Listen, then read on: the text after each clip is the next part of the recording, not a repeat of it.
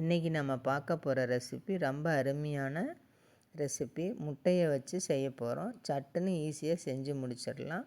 ரொம்ப சுவையாக இருக்கும். சப்பாத்திக்கு எல்லா விதமான வெரைட்டி ரைஸுக்கும் சைடிஷாக வச்சு சாப்பிடலாம். ஒயிட் ரைஸ் கூட கலந்து சாப்பிட்றதுக்கும் ரொம்ப நல்லாயிருக்கும். முட்டையில் நிறைய விதவிதமாக செஞ்சு சாப்பிட்ருப்போம். ஒரு முறை இந்த மாதிரி செஞ்சு சாப்பிட்டு பாருங்கள். இந்த டிஷ் எல்லா விதமான மெயின் டிஷ்ஷோடவும் நல்லா பொருத்தமாக இருக்கும். இப்போ இதுக்கு நம்ம தேவையான பொருளை பார்த்துடலாம். முட்டை 6 முட்டை வேக வச்சு எடுத்து வச்சுருக்கேன். சின்ன வெங்காயம், பெரிய வெங்காயம், மல்லி இலை, தக்காளி, பூண்டு ஒரு 10 பல் பூண்டை தொளித்து இடித்து எடுத்து வச்சுருக்கேன். தேங்காய் பால் ஒரு மூடி தேங்காயை பாலாக எடுத்து வச்சுக்கணும். 2ஆம் பால் எடுக்கக்கூடாது, பால் மட்டும் எடுத்து வச்சுக்கணும். இப்போ நம்ம அடுத்ததை ஸ்டவ்வில் ஒரு கடாயை வச்சு 3 டேபிள் ஸ்பூன் எண்ணெய் சேர்த்துக்கலாம். 1 டீஸ்பூன் சோம்பு, சின்ன வெங்காயம் 100 கிராம் கட் பண்ணி சேர்த்துக்கலாம். சேர்த்து நல்லா வதக்கி விட்டுடலாம். கொஞ்சமாக உப்பும் சேர்த்துக்கலாம். நல்லா வதங்கி வரட்டுன்னு இப்போ கருவேப்பிலை கொஞ்சமாக சேர்த்துக்கலாம். இதோடவே இடித்து வச்ச பூண்டும் 10 பல் சேர்த்துக்கலாம். சேர்த்து நல்லா வதக்கி விட்டுடலாம். இந்த வெங்காயம், பூண்டு இதெல்லாம் நல்லா வதங்கி வரணும். நல்லா வதங்கி வந்துடுச்சு. இப்போ தக்காளி 2 தக்காளி எடுத்து பொடியாக கட் பண்ணி சேர்த்துக்கலாம்.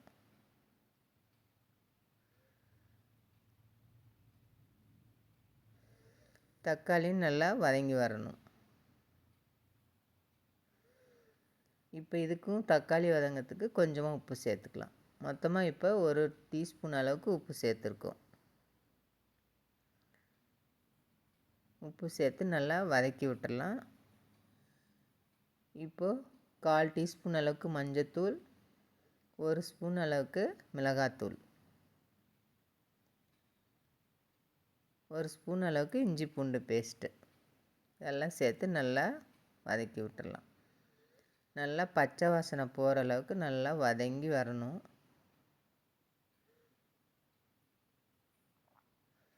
தண்ணியெல்லாம் எதுவும் சேர்த்தக்கூடாது. அதுலேயே நல்லா வதங்கி வர அளவுக்கு வதக்கி விட்டுக்கலாம்.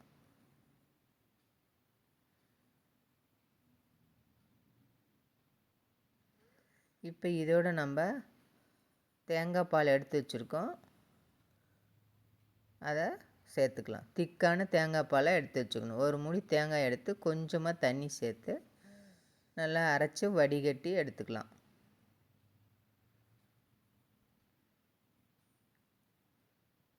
நல்லா திக்காக இருக்கணும் தேங்காய் பால். அதை தான் சேர்த்துக்கணும்.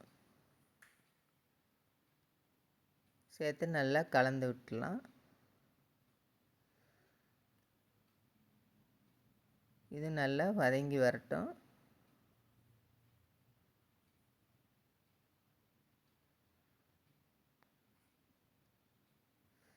இப்போ இதோட நம்ம மற்ற மசாலா பொருள்லாம் சேர்த்துக்கலாம். இதில் ஜீரகத்தூள் 1 டீஸ்பூனு, மிளகுத்தூள் 1 டீஸ்பூனு, அப்புறம் மல்லித்தூள் 1 ஸ்பூனு எல்லாம் சேர்த்து நல்லா வதக்கி விட்டுறலாம்.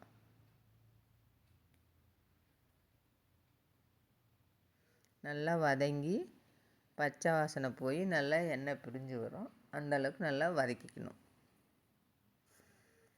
இப்போ மல்லி இலை ஒரு கைப்பிடி அளவுக்கு பொடியாக கட் பண்ணி சேர்த்துக்கலாம். அதோட இப்போ இதுக்கு தேவையான அளவு உப்பும் சேர்த்துக்கலாம். முன்னையே உப்பு சேர்த்துருக்கோம், அதனால் கொஞ்சமாக உப்பு சேர்த்துருக்கேன். நல்லா வதக்கி விட்டுடலாம். நல்லா வதங்கி வரணும். இந்த மாதிரி நல்லா எண்ணெய் பிரிஞ்சு வதங்கி வரணும். இந்த ஸ்டேஜில் நம்ம இப்போ எடுத்துடலாம். நல்லா வதங்கிருச்சு பாருங்கள்.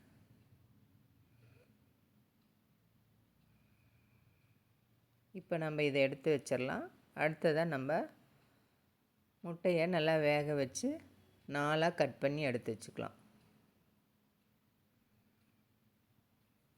இந்த மாதிரி ஒவ்வொரு முட்டையும் 4ஆக கட் பண்ணிக்கலாம்.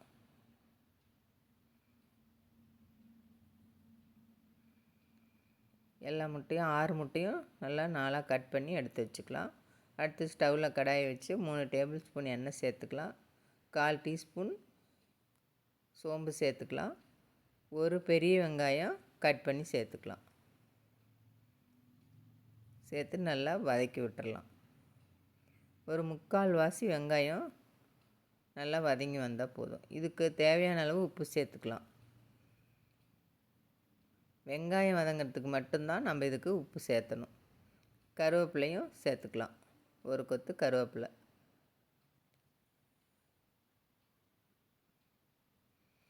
நல்லா 3/4 பாகம் வெந்து வந்தால் போதும். இப்போ நல்லா 3/4 பாகம் வெங்காயம் வதங்கி வந்துடுச்சு. இதோடு நாம் வதக்கி வச்சிருந்த மசாலாவையும் சேர்த்துக்கலாம்.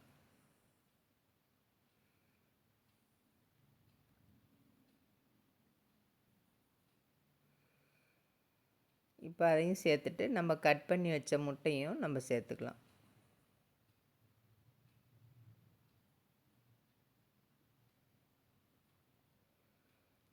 எல்லாமே சேர்த்து நல்லா கலந்து விட்டுறலாம். இதோட கருவேப்பிலை ஒரு கொத்தும் சேர்த்துக்கலாம். அடுத்ததாக மிளகுத்தூள் 1 டீஸ்பூன் சேர்த்துக்கலாம். மிளகாத்தூள் ஒரு 1/2 டீஸ்பூன் சேர்த்துக்கலாம். அதோட மல்லி இலை கொஞ்சமாக சேர்த்துப்போம். சேர்த்துட்டு எல்லாமே சேர்த்துட்டு நல்லா கலந்து விட்டுறலாம்.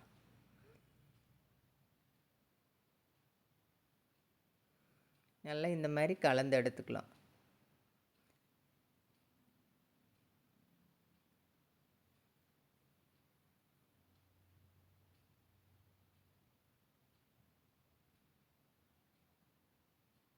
நல்லா இந்த மாதிரி கலந்து விட்டு எடுத்துக்கலாம். ஒரு 2 நிமிஷம் சிம்மில் வச்சு அப்படியே கலந்து விட்டுறலாம். இப்போ இதுக்கு மேலே நம்ம மல்லி இலையும் சேர்த்துக்கலாம். சேர்த்து ஒரு தடவை நல்லா கலந்து விட்டுறலாம்.